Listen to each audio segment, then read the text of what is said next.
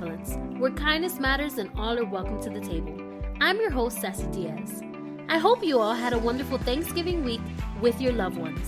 This week, I was away for a little bit making memories with my family, but I'm back on the grind for another amazing episode. I can't believe that we are at the halfway mark of season 2. Thank you to all of my listeners for supporting me. I love you all. Make sure to keep tuning in because I know that you are going to leave empowered, blessed, and encouraged to be the best version of yourself. You are listening to episode 5, The Prodigal Daughter.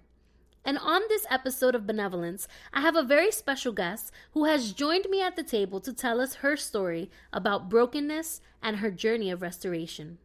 The greatest thing about my special guest is that she's family. I've seen God work in her life. I've seen God make a complete change within her. Her testimony is not one to be kept behind closed doors. She has a true heart after God and has shown so much growth throughout the past year.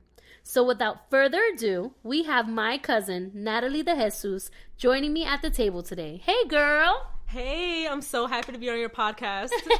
Yay, finally. Remember, it was like earlier in the season or whatever, and I was like, Natalie, I need you to be part of my podcast. You're like, I don't know if I can do it. I know, I was so nervous. I was like, I don't know, but I guess I will. But you're here, yes. So thank you. And on this episode of Benevolence, before we begin, I want to thank you for being courageous and putting yourself out there by telling your story.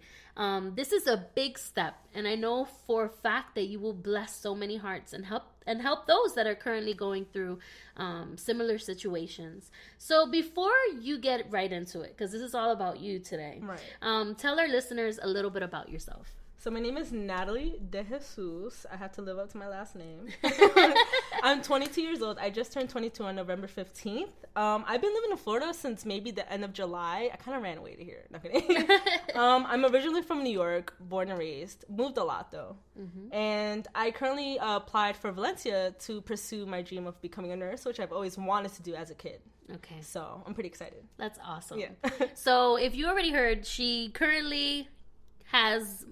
you've been here for about what? 4 or 5 months? I feel like it's been forever though. It does. I feel like I lived here for a whole year. Yeah. So she's gonna tell you her story on how she made it this way. Yes. Down how south. I made it. Yes.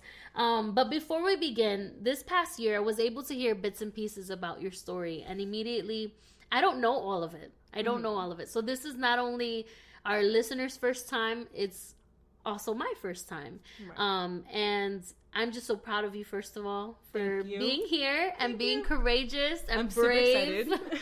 But like I said, this is all about you, and I just want to go ahead and get right into it. Let the people know what you've been through and where God has brought you from. Right. Okay, well, this is very rare for me to open up about things. I'm very standoffish, if you've met me recently as well. Because of what I went through, I just kind of tend to put a wall up. Mm-hmm. But I'm going to put all cards on the table because I feel like this word needs to get out, and especially with God, it will always be truth. Amen. Well, for family that already knows me, mm-hmm. and those who don't know me, I was actually born and raised in church, and my parents were pastors. So I've always known about God, but because of my immaturity, I didn't really care for it. Mm-hmm. So it's very this is whatever to me. I grew up with church people. I've been to many churches. I've read plenty of Bible verses in my life to know. My voice is a little shaky because I'm really nerve-wracked. It's okay. But I have to do this for you guys. Mm-hmm. This is all for the love of God. Yes. And how he works. Mm-hmm. And I've always known God. Growing up, I read, my favorite, Bible stories were always, the book of Matthew or the book of Revelations. Mm-hmm. So I always read those a lot. So I knew enough about God, but I just never thought how great he could be. Yeah. Especially being so young, everything in the internet, everything you see on TV is always, something you want to do, especially when you see your fellow peers having fun. And you're like, oh, this life of sin seems very intriguing. You want to do it. So as I got older and old enough to think for myself, I would say around the ages of 15, 16, maybe a little younger, maybe a little older, this is when I started dipping into this Like testing the waters. Testing the waters, I would say. Like, this is this life of sin. Yeah. And it had to come through, I grew up in Queens, so it wasn't the best environment, but it wasn't the worst. So I didn't basically grow up in the hood, like people would say. I just grew up not with, surrounded by people that just probably weren't right. So the doors were already open at such a young age. So I was testing the waters, and eventually at this age, I started hanging out with, people my age, and then obviously people always getting left back in New York. I don't know why, but older people as well, and then hanging out with, grown people. So I always had access to something, always had access to going out, always had access to this, what people would say the life of sin. Yeah. So being, a pastor's child doing this, you kind of, not saying I was the worst, I wasn't, ratchet, I would say. Yeah. I don't really know the words, but like I wouldn't say that. I wasn't the worst. I wasn't going around, terrorizing people. I was just fascinated by, I want to go out, I want to have fun, I want to party. But it was because I grew up insecure. Okay. So it's like, wow, when I got into this life, I was just like, wow, like this could be me. Like I want to be this person. I want to be the center of attention because growing up insecure, I never had the attention. And what age did you start to feel like a change into your, like, how, like obviously the insecurity is always gonna kind of be there in a sense, but when did you start to feel good in your own skin? So, to be honest, around the age of 15, I started to lose some weight. I was in sports. Okay. And then eventually, like, this is the moment where you start, you start feeling great. Like, you're getting grown. Like, you feel grown. Especially you hanging out with, older people, you feel more mature. Exactly. So at this age, I felt twice the age of anybody else around me. Wow. And just hanging out with my friends as well. I mean, it's New York. I mean, to be honest, to be real, anything goes. So you always could find something. People didn't care. That's, like, the state you go to when you want to do whatever you want, I would say. I guess that's why they call it Sin City. Is it? Yeah. Is it? I don't know. It is, right? Sin City. Or is it Las Vegas? I don't know. Is it Las Vegas? It is either way, Sin City or whatever. Yeah, 2.0. But, I wanted to have fun. I wanted the center of attention. And then growing up in church is always like, this is bad, that's bad, this is bad, this is bad. So I always grew a hatred to it because I wanted to be this person, but it wasn't allowed. Yeah. Not saying that church like ruined me as a kid. I just didn't understand everything that my parents were trying to protect me from. I basically did it. And now going through a lot, I understand why they protected me. Yeah. So I was, going out of high school. We had moved to a different town, and not state. I moved to upstate New York. So things were a little, you would think a little calmer, but it was just a little crazier there. So now that I was older, I could do whatever I want. I mean, I'm 18, I'm 19. I tried, some college, but it just didn't work out for me. I didn't want to go to college. But then I started to surround myself. It was almost like chaos, almost. Yeah. Like, always found me. It was almost like, I guess, the devil was just like, hey, come. Like, it lured me in the perfect ways because as I got older, you start to feel a little better about yourself. You start to not care. As in high school, everything was just like, you're too young for that. So, you can't really do much. But getting older, you start to become more grown. I'm like, I'm mature. Like, I'm grown. Like, I'm an adult. You can't tell me what to do. So this, ignorance started growing in me. And all these, I would say, like these self issues or these issues I started to make up on my own, like, oh, I'm not pretty enough, or I could do this and make myself more out there, wearing all these nice clothing or, provocative clothing. Like, I could do this now. Like, I'm at the legal age, people would say. And I started to surround myself with the wrong type of crowd. And eventually, like, to be real, I started to get into, at this age, every young girl gets into fights with their parents, becoming ungrateful, unappreciative, and I had everything. My parents gave me the world. This is where I'm going to get emotional. It's okay, Nat. I know. Girl. My parents are the best, and I want them, if they ever, listen to the podcast, that I appreciate everything. Because I started to grow very ungrateful. I started to grow very impatient. Like, I want to do this. I don't care what you tell me. I started to have a mouth on me. I had an attitude. Like, you couldn't tell me nothing. You couldn't tell me nothing. I was right. You were wrong. Always. Wow. Whew. I had grown anger issues because I wanted to get away with things, and it was almost like a wall because I am a big softie, to be real. But I had a mouth. Like, I was intimidating, to get my way. And I would do that with others. You know, I would not manipulate them, but, like, I would say things. Like, if you had something to say to me, believe me, I had something to say back.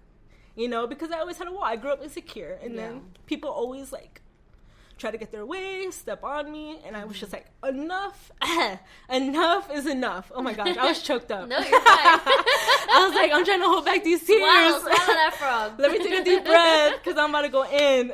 Go in. But, you know, I grew up, and this is the age I started to not go to church no more. Okay. I was just like, you know, I don't need to go to church. I'm old enough to say no. You can't take me to church. And it wasn't like my parents forced me. They didn't force me to do anything. They were just like, this would be good for you.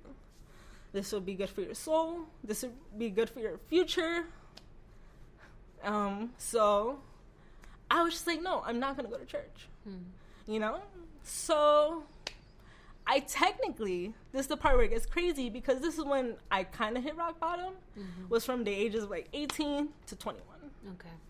And I ran away from home. Oh my gosh. This is so fresh, guys. Like, it still hurts me. Yeah. So, like, I just came here, so God is good. That's all I'm going to say. God is good. So, I ran away from home, and I ran away. Like, my parents couldn't find me. My mom was probably trying to get in contact with me any way that she could. And just no, I didn't want to. I, like, you know, testing the waters of sin, once you, like, do a little sin, it gives birth to greater sin. And I think it says that in the book of James. So doing this, running away from home and surrounding myself with people of non-believers or people that just want to do whatever they want. Like, this is the world. Like, this is what my parents were trying to protect me from, which is just a bad life. Yeah. At this point, I was drowning in it. Wow. And I started doing things that I probably wouldn't talk about ever or take it to the grave. And things that I wish I've never done that still haunts me. I was almost to a point where, like, I would tell myself, like, God isn't real. Wow. So growing up in church, seeing miracles before my eyes, seeing all these things of God doing miracles in my family, coming out of places we thought we could never get out of, getting a good life. Like, I never had it bad. This is what people don't understand. Wow, I'm so choked up in this. This is raw. Okay? This is coming from the heart and soul. This is coming from everything in me to talk about this. Yeah. So what people don't understand, they thought, like, my parents abused me. They thought a lot of things. Yeah. Because that's looking from the outside in. You're not. They don't understand that. They just don't. Yeah. People always they want to make up their own story. Yes. So everybody thought it was my parents, it was my family, it's broken, and I had it all. When it was actually your decision. It was my decision to go, to be like, I could do this without you and without God. Because all my life I heard God, everything. Put God first, everything second. Exactly. And I was like, no, I'm going to put myself first. Everything comes last. Yeah. Whew. This is so much that I'm like, Sassy's looking at me and I'm bawling right now. It's okay, like, babe. Oh my gosh. So I'm just going to be real with, with everybody, because I'm not going to hold back, because I lived a good life I lived the prodigal son's life. If you guys read Luke 15, he had the wealth. He had that insurance that he was going to have a great life. He had a blessing in his hands. Yes. He had everything he needed. Everything was given. And I was just like, I'm going to take what I learned and I'm going to feed pearls to the pigs. I'm going to feed my blessing and give it to people that don't even care about me. I'm going to do this. And especially I'm going to say, like, I was a typical girl that ran away with a boyfriend at the time. And ran away with people, roommating with people that I shouldn't have been roommating with, Not saying I went around doing things, like every girl, everybody assumes a female would be doing. But no, I just hung out with the wrong crowd. They open their doors to me. They're nice at first. And then, the snake will always bite your hand. So it was things like that. And I started falling. Like, I was going insane. At one point, I think, like, I've done enough. And I was blowing money on certain things, and I hit rock bottom. Like, I was hitting a point where I was just, like, looking in the mirror, And I was just like, oh my God, who did I become? Who did I become? Why am I this person? When I had it all, it's like reality hit me, which is also in the parable, the prodigal son, where it like reality hit him, and it's just like, wow, my father gave me everything. Exactly. And it was to a point where I couldn't pray. I couldn't even think about God. I couldn't think of anything. I couldn't think of my parents. I wanted to forget everything. And, so I wanted to forget everything. So I was doing things to make me forget. And then waking up the next morning, like, how am I awake? You know, like, how am I awake from this? Why am I in this life? Why is this person with me? Like, why am I surrounded by these people who don't care about me, don't care if I die in the streets? Yeah. You know, there were times I'd be driving and wish for a freak accident. And I would be driving not knowing I'm driving. And things like that. You know, like, why am I here? Why am I here? Why are miracles happening when I would probably be in the verge of homelessness to, like, someone open their doors to me? A nice house? A nice house? Like, I should be in a shelter or something. And I wouldn't want to tell my parents, which they kind of knew. You know, parents know everything. Yes. But I was so ashamed that I didn't want to go back to my parents. I didn't want to go back to my family. I put on a front. And, like, I was the girl, like, who didn't care. I could post whatever I wanted on the internet. I was so opinionated. I was so, like, full of anger that you can't confront me about anything. You know, because at the same time, I had a strong image. But behind closed doors, I was, like, going mentally insane. I would lock myself, lock myself in the bathroom and look in the mirror and, like, tears. Wow. And tears, and I'd be like, God, and I would literally say this, and I tell a lot of people this because they're like, why would you say that? I'd be like, God, forget me because I've forgotten you, because I wanted to go. Like, I was on my last straw. Wow. I was on my last leg. I was just like, forget me. Like, why am I here? Why are these, like, things like, oh, I didn't have nothing to eat, and then I have a whole meal. Somebody would cook me a whole meal, and I'm like, who is this? I didn't have no money to, no money for a gas, full tank of gas. And then one time, like, someone just offered to give me a full tank of gas just out of nowhere. And I'm like, okay, you know, go to work, but meanwhile, I'm being a fool. I'm spending my money on things I should have been spending it on. I'm spending my money on things that just don't benefit me. Yeah. No way possible. It's not food. It's not, you know, a place to sleep at. It's nothing. Yeah. And not saying I, like, hit this point immediately after getting out of my house. It took time. It took time to realize, like, I messed up. And this is the point where I was just like, I want to forget that I messed up. And not saying, like, I was a terrible person, because I wouldn't terrorize people, like I said. Not back in high school, but I would just, you know, things I wish I didn't do. Things, people I knew I shouldn't be surrounding myself with. People I knew that didn't need to be around. And opening doors that shouldn't have been open. So I was, you know, going out of control. I would tell, like, God isn't real, but then at the same time I was like, God is real. Because why am I still alive? Exactly. Like, why am I still here? It's crazy to think that you're going through all of this, but you never lacked nothing. Right. You were in full on, you know, how they say, apalta. So complete backslidden, how they say, you know, quote unquote, the Christians, we call it backsliding, but you were completely in another world. Right. And still the hand of God provided for you and still protected you and still provided for you. And that's it's just amazing to hear. Yeah. And I look back at it, and, like, now that I give my life to Christ, I'm like, this was him. You know, I got out of situations I thought I could never get out of. Yeah. I've been in situations where I was just like, even people would be like, must be the luckiest person alive. Wow. You know, and these are non-believers, and one of them was just like, you're like an angel. Like, everything gets given to you.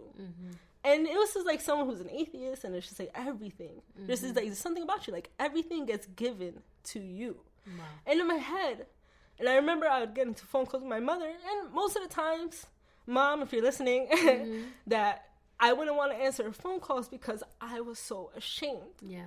I didn't want to talk to my mom because she'd always say, Nat, you have a calling, you have a blessing. What are you doing there? Sweetheart, come home. And it would break my heart because I knew, but I was too ashamed. It was like running away from parents, even with God, running away from God. And then having to go back. Like, that was when the pride comes in. Yes. I was too prideful. Like I said, I put on a strong image, once the door was closed and I was alone, I was having a mental breakdown, you know? So it was a lot of things happening at such a young age. Like, I exposed myself, and I felt like I missed an important years of my life. I missed 18, 19, 20, and 21. You know, like, which are the prime years, of, like, and I maturing and starting off, you know, right, because I thought I was an adult. I thought I could do whatever I want, and being a brat, being spoiled, and being ungrateful. Not that I'm saying mommy, daddy, you know, I love y'all. Thank you guys for giving me everything, but at the same time, I was ungrateful, and also not understanding who God was. Exactly. Like, he's not just some image you see. It's not just some post you see on the internet. You have to understand the unseen. And it was just like, wow, like, what's happening to me? So finally I came to my senses after hitting, like, I would say, honestly say, rock bottom. I knew I hit rock bottom when it wasn't like a situation. It was almost not attention seeking, but almost like, I'm done. And I remember being in his house, and I was on my knees, and there was, you know, a blade right there, and I remember taking it, and there was 3 around me, to be honest. It was like a pocket knife, a kitchen knife for some reason, and then like a blade. So like everything was laid out for me in this room, and I was just so fed up because I was angry at myself. I was angry at the situation. I was angry at myself for being in a situation, being in this life, becoming who I am. So ashamed, so far gone of things that I've done, so far of like, I've done things that nobody could ever come back. Like, I can't come back from this. Nobody would accept me at home. You know, even like my favorite cousins, my family, church would never take me back because I'm so, like, I'm drowning in sin. I'm done. You know, there's things that, how can I be here? And that's one of the greatest misconceptions of people who are in sin. We're all in sin, but who flee from God, or who, you know, take that turn and go other ways. They feel so guilty. They feel so drowned, like they're in their sorrow, that they feel that they can't come back to God. You know, I know people that they're like, oh, I'll come back to God when I'm ready. I'll come back to God when I'm ready. You'll never get an opportunity to be ready. You have to come as you are to Christ. And that's a misconception that, you know, that people have, that you have to be 100% free of sin in order to come back to Christ. And it's wrong, you know, and that's a lie from the enemy. Yeah. And exactly what I learned is just what an unfailing love that he has for us. It's just, I just couldn't believe it. And what I'm like, how can I say it? When I hit rock bottom, this is crazy. Like, people are probably going to think I'm insane for this, but God loves crazy, right? Yeah. But I remember being on my knees, and I was like, this is it. If I'm going to go, I don't want to be around my family. I'm sorry if they have to know a certain way, but I just can't. I can't look at them. Yeah, at this point, I can't even look at myself in the mirror. Yeah. You know? And I just put a knife to my wrist. And and it was a nice curved one too. It was like perfect. Not to sound crazy, but it was almost like it laid out perfectly. Yes, it was almost like weird. Yeah. You know? And I remember taking it to my wrist, which not a lot of people know, but I did post it just to share, you know? Is that I went really hard, and I went straight down the middle. Straight down the middle of my wrist. And that's the way. Yeah, that's the way to go. That's the way to go. I mean, I went with full force. I didn't hold back. I was like, if I was alone in the house, and I was just like, if they're going to find me, I'd rather just do it and be on the floor. And oh my God. You know? And just to be raw, like, this is real life. Like, it's not like, oh, you know, I wanted to go. And not a lot of people will know that. Not a lot, you know, a lot of people will be like, oh, it's just a phase. Like, but no, this was just like a call for attention. Yeah. Or, you know. No, this was no call for attention. I was alone, and I wanted to go. So, you know, I tried by different ways, which I would say, like, how did I wake up? You know, things like that. Yeah. But this was like, this is one way. It has to go. And I went right down the middle, and nothing. And I was almost upset. I was really mad. So I went again. I was like, my imagination is messing with me. So I started getting angry because I was just really upset. Like, this is going to happen. I'm going to make it happen. I took another knife, and I went right down the middle again, and nothing. And it left like a little mark, but I was just like, how? This is a brand new knife. Why is it not going through? It was almost like bouncing off my skin. Oh my God. It was like, I know it sounds insane, but I'm telling you, something was up. And I remember just getting mad, and I went again. And I was, for some weird reason, like, my childhood flooded back to me.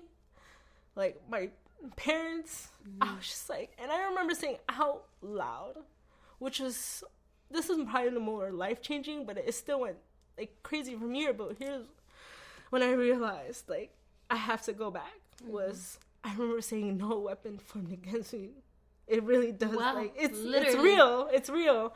So I got angry, but at this point it's like an anger, like a cloak of, like, I don't even know, it just in me, and I was just going for it. So I took another knife and I started going at my arm, and nothing was working. And I'm like, this can't be real. Like, I'm shaking on the ground. And I remember I was like, forget it. I'm going to go. I forget it. Like, I remember throwing it to the ground. I remember sitting at the edge of the bed. And I was just like, what is happening to me? This is what I am. And it's really hard to say like that, because how, like, in my mind, I still think, like, I tried to do that. And how did it not happen? So, I mean, it didn't stop from there, but I just kept spiraling out of control, because maybe I was just like, maybe I'm going crazy. Maybe it's just me, but maybe it is the hand of God. And I remember within this month or two, this is around spring, just to let you guys know, it's still fresh to me, so I'm still emotional over it. So this happened this year? Yeah, this happened this year. Wow. And I ran away back to home. And I remember, I think I came at night or 4 o'clock in the morning. I had boxes with me. And this is like my one time, like, I was actually there to stay, because I would tell my mom, oh, I'm coming back, just out of like stupidity, immaturity. Yeah. I'm coming back, and I would never stay. This is my one time where just trying to take myself, where I was like, I want to see my mom. I want to see my dad. So I just came and I laid on the couch, and wow, like, I was like, I'm home, but where do I go from here? And this is where the episodes of depression and anxiety kicked in. And this is where I think I hit one of the worst parts of my life, or one of the worst depressions that I've ever went through, of waking up and I was crying every morning. I was crying going to sleep, and my mom would witness it. And I remember my dad saying, like, Nat, are you going to be here much longer? Because they were so scared of me. I was tearing up my wrist. Wow. And they were so scared. So even with you back home, you were still... You had fallen into a deeper depression, anxiety, everything. I was happy to be home, but I was like, where do I come? Take away everything you were feeling. You know, like, how do I restart? Like, this is a new life again. You know, I'm back with my parents. I'm still ashamed. They don't know everything, but they know. Yeah. But it's like, you know, little by little, they started realizing, like, this is serious.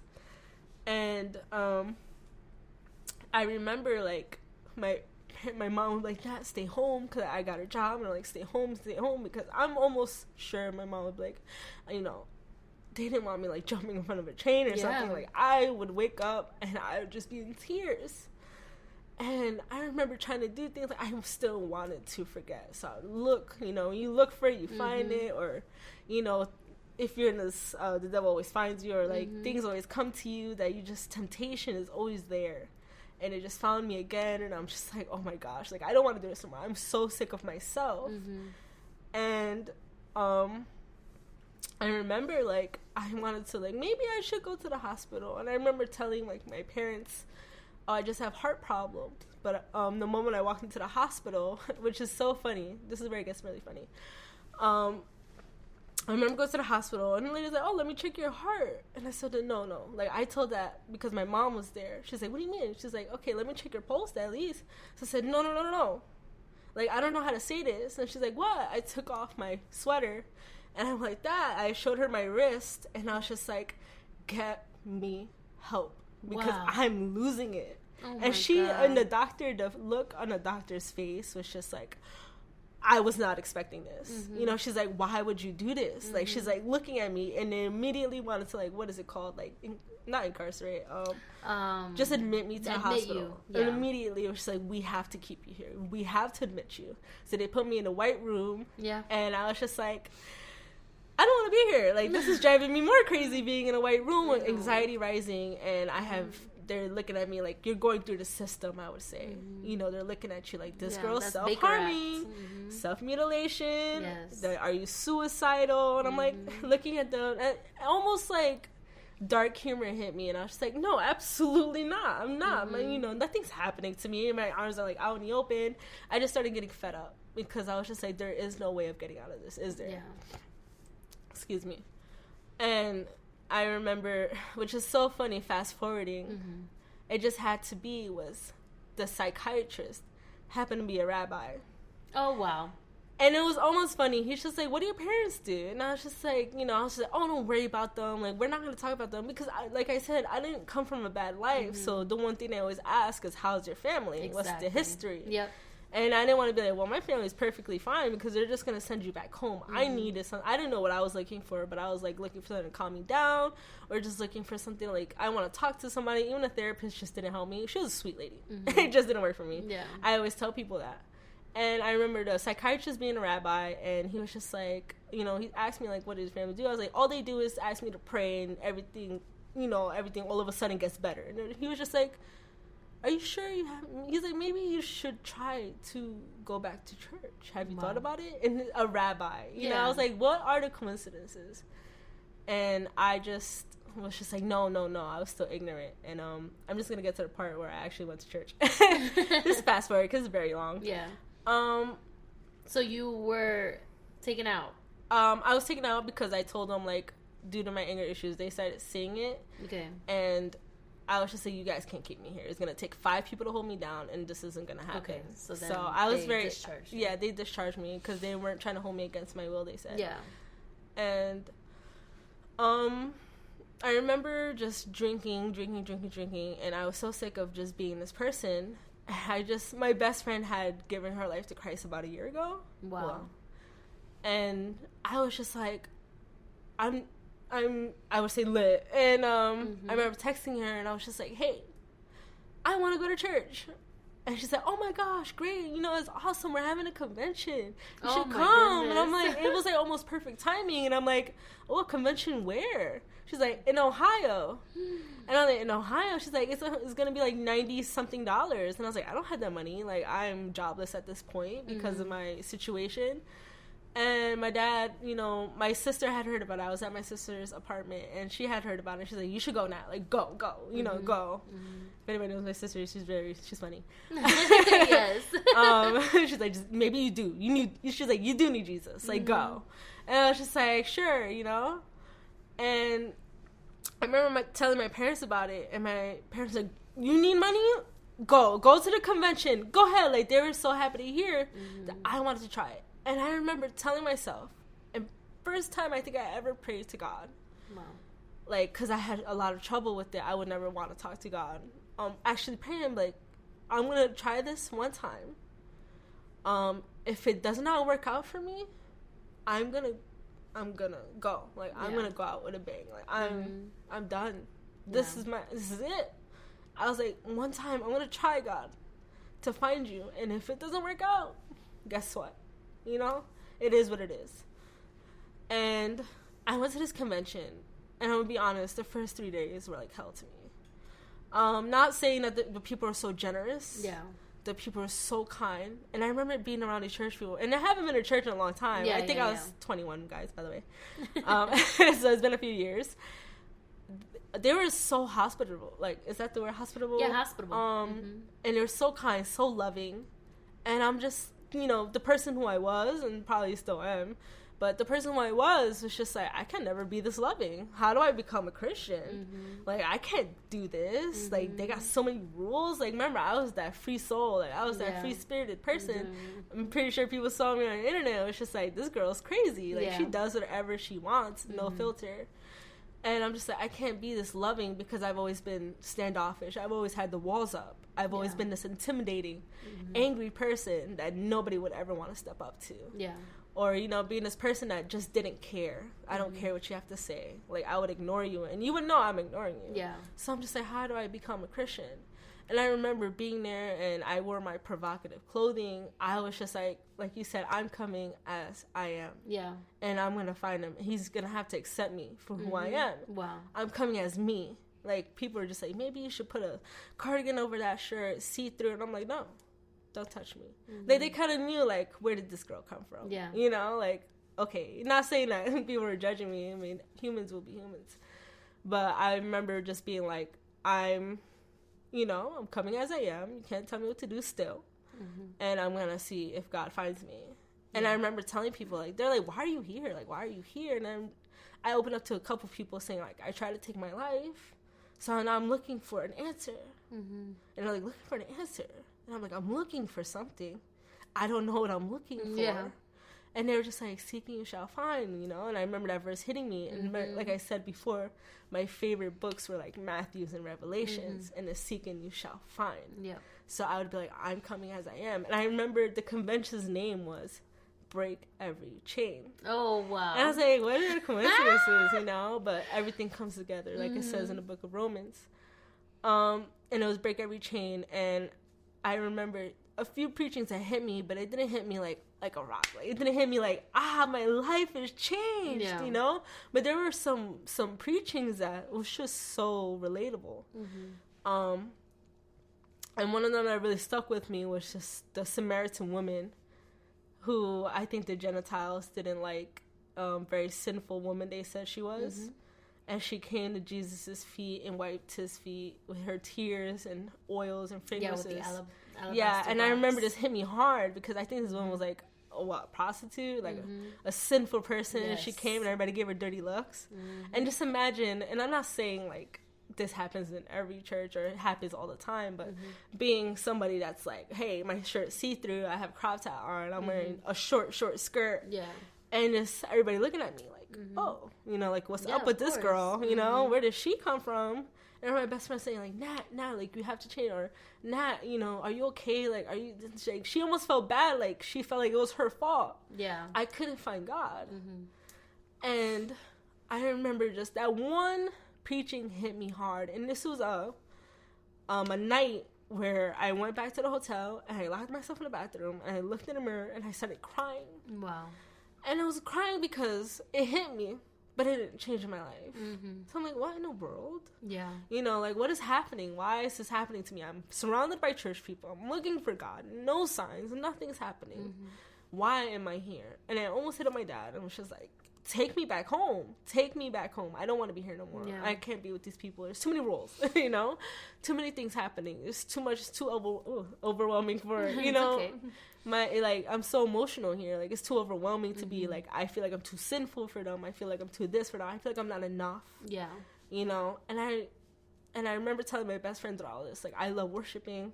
I love singing. I can't sing, but I will sing my heart out.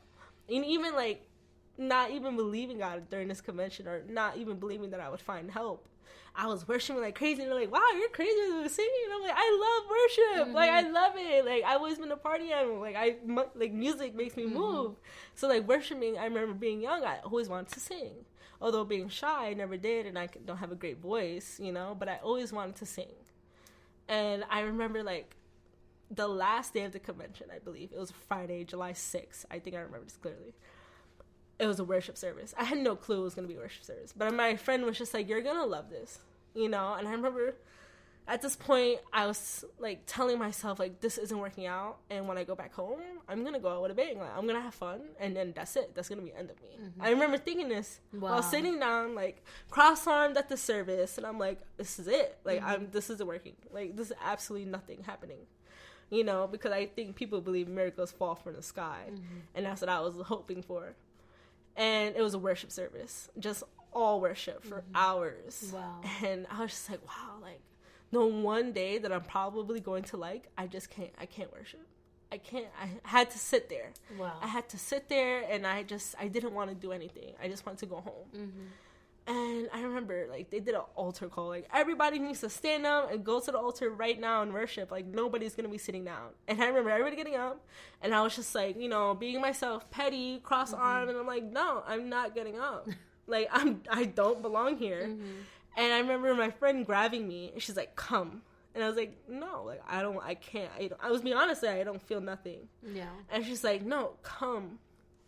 And I remember, like, I couldn't pray, I couldn't sing. I mean, I could sing, but it was like fake singing. Yeah. Like, I just sang to sing, you know? And I remember my friend was just like, come to the altar. And so I stood there in a crowd of, by the way, 2,000 people are in here.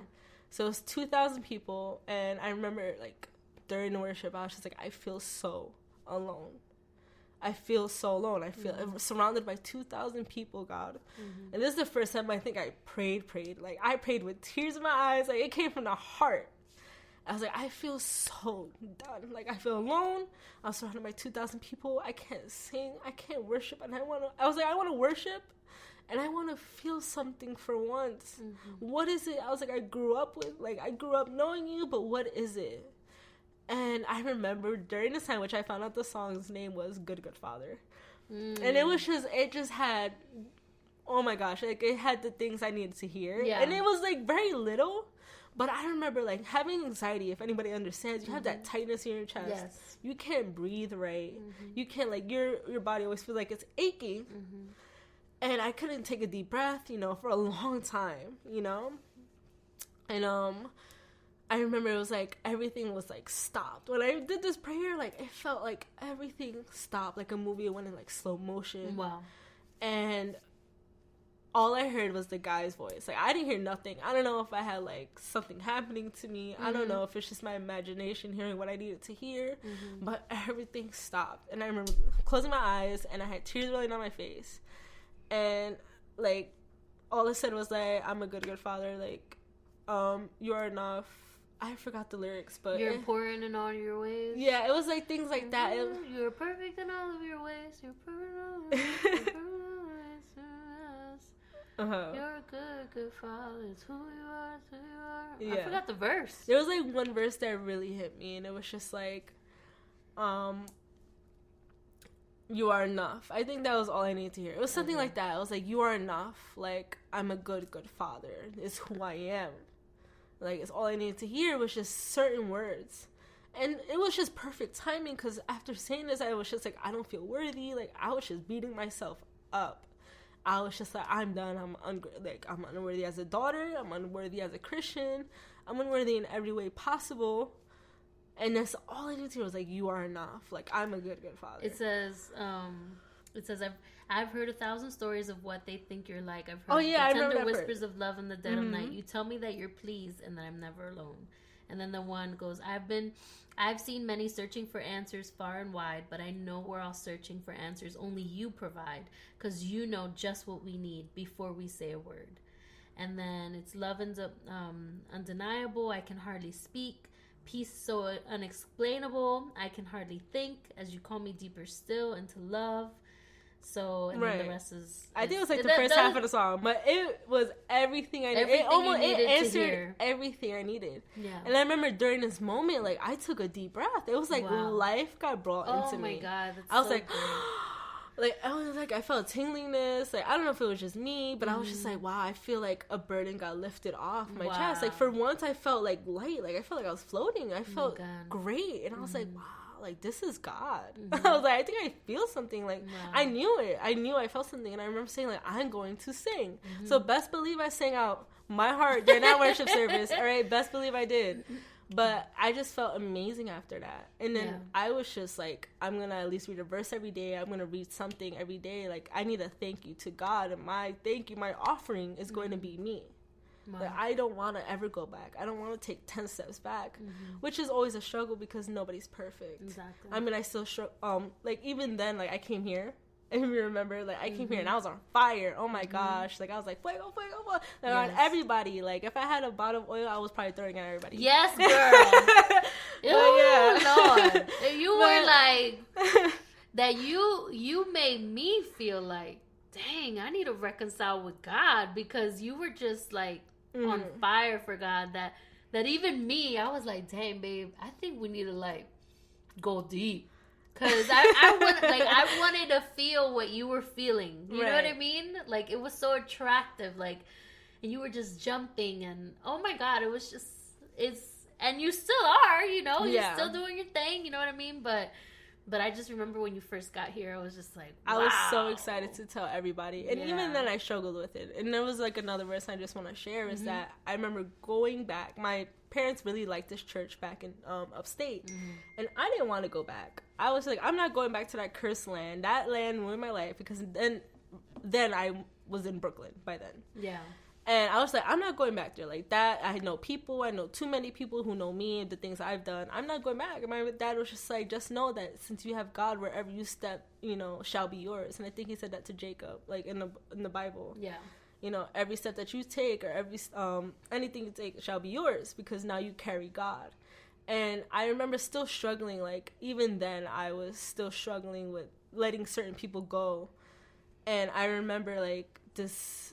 Oh my gosh, like, it answered me so well, because I still had the mentality of, like, I do not like church people. Wow. You know, just to be real, like, church people have something to say. They're always judging you. And I grew up, like, to be honest, old Pentecostals. Yeah. You know, not growing up, but being in a church with them where every single thing was Satan. Every single thing was a devil. Anything was a sin. Yeah. You know, so, like, I really did not like church people. Even me then, like, I felt like I was judged.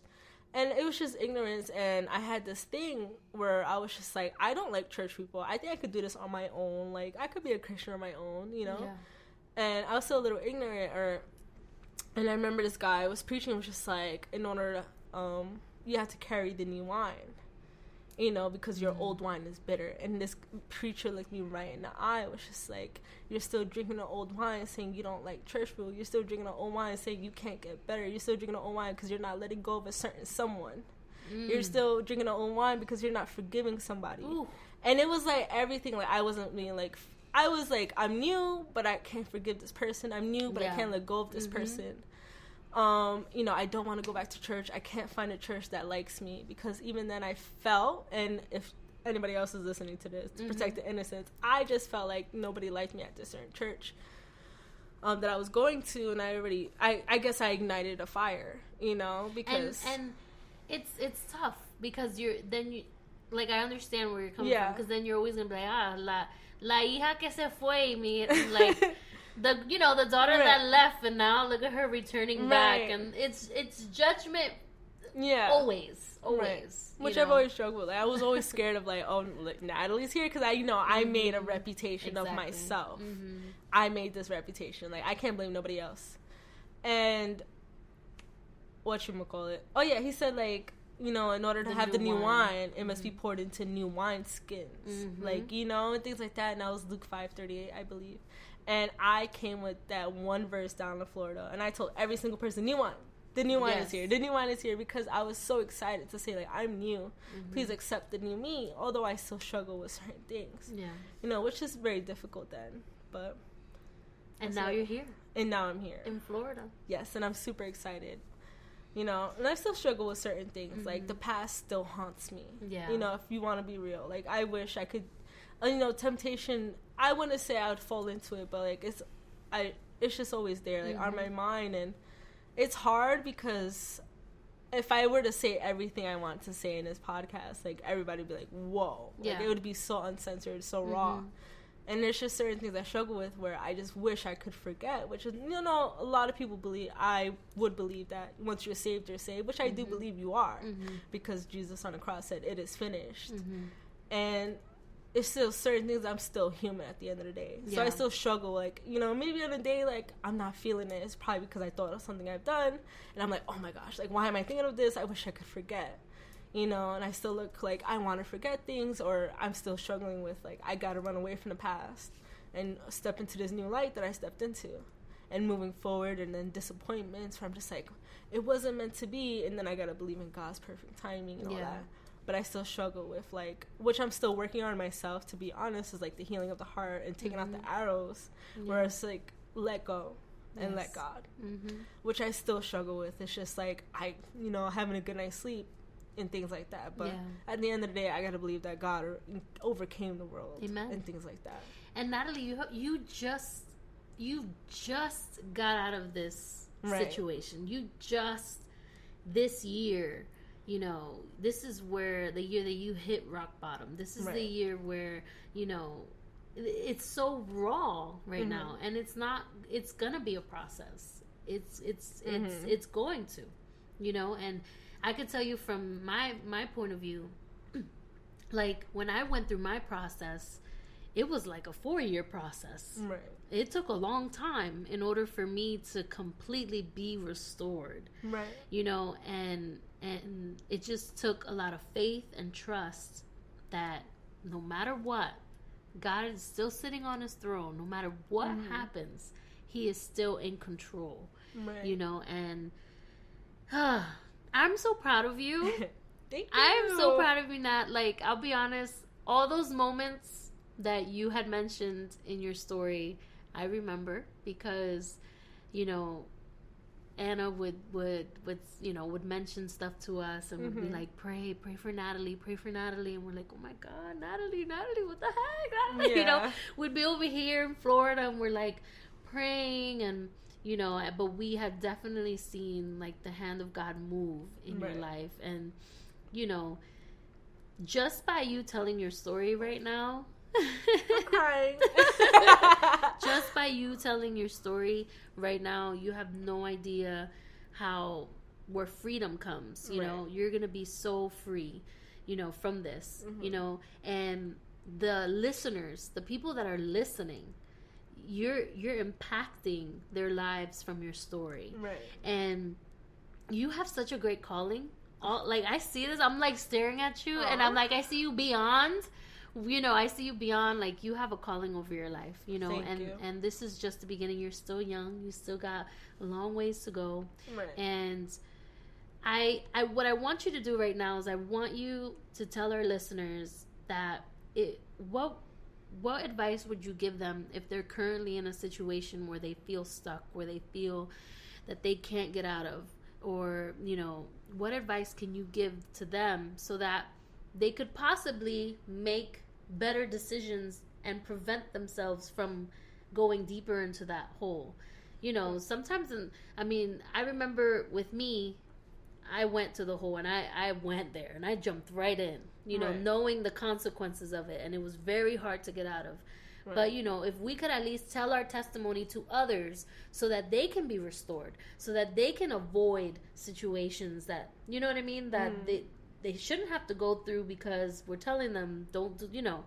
Sometimes it's just better to hear it from someone else. Right. And you don't want to hear it from your parents. You don't want to hear it from your family, you know. But what advice would you give to those that are struggling with certain things in their life where they feel like they can't get out of? What would you say to them? I would definitely say read a good word, right? Because as the pastor always says in Calvario, you know, a good word is like medicine to the heart. Yeah. I would also say, like, you know, and it's hard to like explain it, but what really helped me was the book of Proverbs. Was use wisdom in everything you do. Make sure every decision that you make, you know, is beneficial to you. Definitely always hold on to hope. Never ever let go of God. It doesn't matter what you're going through, don't ever let go of him, because that's exactly what I did, and I fell way deeper than I should have. And then I just got right back up once I read, you know, a good word or said a good word. And honestly, it's really hard because everybody has a different situation. So just surround yourself with better people. Try to find something that will, you know, restore you. And especially when you're in that moment of just darkness. Yes. Find some type of light. You know, I hung on to one thing, and that's what saved me. And things like that. I mean, it's different for everybody. You know, everybody has their own tests and tribulations. So it's really hard. But at the same time, all I have to say is just surround yourself with good people. Hold on to that word, and, you know, keep trying. Never, ever give up. Yes. You know, because you don't know what's in store for you. You don't know what's in your future. You don't know what story God is writing for you. Amen. And how it could help. Amen. And things like that. So I'm not I'm grateful for the things that I've been through because it helped me become who I am today. So I don't hate things, certain people or God. But like, you put me through this. I put myself in there, and guess what? I came back 10 times better. Exactly. So, hold on to your future. And I don't want you to, like, the enemy has this thing where he'll, like, okay, you came out of all of that, but look, you're still struggling. Like, you're still struggling. You're good for nothing. Look, you came all the way down to Florida, and look, you're still struggling. Right. But don't give in to the lies of the enemy. Like, we as Christians, we need to understand that the enemy has no power. We're the ones that give him that power. Right. He has no power over us. Mm-hmm. And it's nothing but lies. He's the father of lies. That's why you should protect your thoughts. Yes. Because I always say, I am my own worst enemy. Like, yes, it's really absolutely. your thoughts playing games with you. One thing that I remember saying this when I spoke one time at the youth, I was like, I literally, and this sounds so weird, but you're probably going to laugh, but the Bible says to put on the whole armor of God so that you can stand against the wiles, which are the attacks of the enemy. And I do that. Like, there's 6 pieces: helmet of salvation, breastplate of righteousness, the belt of truth, the shoes of the gospel of peace, the sword of the spirit, and the shield of faith. Right. So you literally have to, like, activate it every single day. And that's what I do every single day, because I also suffer from anxiety. And I have a house, I have kids, I have a kid, I have my husband, I have my career, whatever. You may think I have it all together, but no, I go through things, and my mind is what drives me insane sometimes. Like, there's been moments in my marriage where I felt like I'm going to have to check myself into a mental institution because I feel like I'm going crazy. Right. But we need to activate that armor. It says it in his word in Ephesians. We have to activate that armor. And literally when I do it, I literally feel like, I don't know if it's the Marvel Tron or something, where he has all his pieces. And is it Tron? Iron Man. I said Tron. Who the heck is Tron? Who the heck is Tron? Iron Man. That, like, I literally feel like the pieces, like, I feel like I'm in an animated game. Like, but it's true. You have to have faith. You have to believe in it. And, and you've come a long way to allow the devil to sneak up in your brain and tell you that, all of this was not worth it. That you should have stayed in New York. You should have stayed in that hole. You know what I mean? So you've made it a long way. And your story continues from here on out, and this is just, everyone struggles. Everyone struggles. Everybody has their own story. It could be little, it could be big. I tell certain people my story, they're just like, oh my gosh, like, compared to you, like, I'm nothing. I'm like, listen, girl, no. God got a story for everybody. Yes. At the end of the day, like, he loves us all equally. Amen. So don't worry about me. Worry about yourself. Exactly. No, I get it. But seriously, like, everything, it doesn't matter. Like, it's just great. Certain people have certain stories to share with certain people, and maybe one day I'll have like an uncensored one, but that would be when it's not so fresh, Yeah. And that's fine. But Natalie, I really, really thank you for coming here, and being on this episode of Benevolence with me. I'm like so excited for like our listeners, and I know that they're gonna be blessed by your story. And I just wanted to say one thing before we conclude. The enemy, like I said before, is always going to lie to you. It's always going to tell you that you won't be able to get out of your situation. He's always going to tell you that you're alone, that you have no one. But we come to remind you that you are not alone. And he can turn your mess into a message, and he could turn your test into your testimony. So please remember that you are not alone. God is with you always, and he will never leave you nor forsake you. So if you or someone is going through a rough process, if you feel that there is no way out of the huge hole that you are in or any other situations that you are dealing with, we want to pray for you. So I would love for all of you to send us your petitions. And these petitions, although they're coming to me directly, I will definitely forward them over to Natalie, because I feel like we as the body of Christ, we need to stick together. Like we need to be there for our people, and we need to pray for them. So I would love for you all to send your petitions, your stories, to benevolencepodcasts@gmail.com, and you can also do it through Instagram or Facebook, or you can also find Natalie DeJesus in Facebook, Instagram, and just DM her or send her a message and just tell her, give a shout out to my girl, bro, because she's amazing. And just let her know what it is that you want her to pray for, and we got you. We got you in this. Amen. So, and thank you all for listening to Benevolence, where kindness matters and all are welcome to the table. Did you know that Benevolence has its own Instagram?